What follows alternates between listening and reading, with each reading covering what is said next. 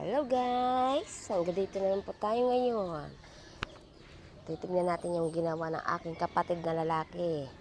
Nag-ano ka siya guys, nag-bonsai siya ng mga tanim. Ang ganda ng pinagawa-gawa niya. Yan siya. Yan. Kumuha sa dyan, tapos binonsai niya guys. Tingnan natin guys kung anong ginawa niya. Kasi tulog pa siya. Sabi ko diligan niya para maganda tingnan. Tignan natin guys. Yung kanyang binobonsai na mga tanim. Sinipag yata ito maglinis dito yo. Oh, sobrang linis guys oh. Yan guys ang binonsai niya oh. Oh yan. Ano yan guys suha yata to, dalandan. Binonsai niya yan, dalandan. Tsaka to oh. Binonsai niya. Yung pa oh. Meron pa tanim na ano, yung may bulaklak. Ito oh. Oh, yan oh. Binonsai niya. Kulang pa sa dilig. Dapat diligan to ngayon. Yan oh. Oh. Yung pa dalandan. Yan. Tsaka to. Mangga. Pinagbobonsai niya yan guys. Noong nakaraan. Oh, yan oh. Ayan.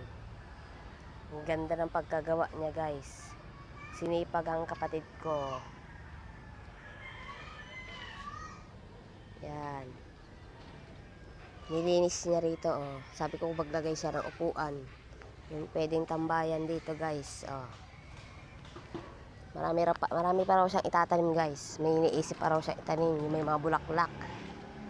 Naghahanap siya ng may pwedeng garden. Ang dami niyang balak itanim guys oh. Sobrang linis na rito. Wala lang siya rito eh. Iwan ko na saan. Baka tulog pa. Ang ganda ng pagkagawa niya. Naging ano to dito. Maliwalas na. Luminis na siya oh. Gumanda na rito. Sinunog niya na rin yung mga dahon-dahon. Parang luminis. Diba guys? Ang ganda na. Masarap na rito ang tambayan.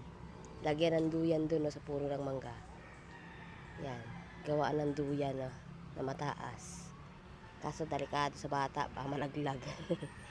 Hindi na pwede. Upuan na lang pwede pa rito guys. Yan. Diba? Tinignan lang natin guys yung ginawa ng aking kapatid na lalaki. Maganda yung pagkagawa niya guys. Sobrang linis. Yan guys, isindirect ko lang itong video ko. Thank you very much po. Pakipollow na lang po itong page ko. Thank you very much po sa mga sumuporta at nanonood po sa vlog ko. Thank you very much and God bless.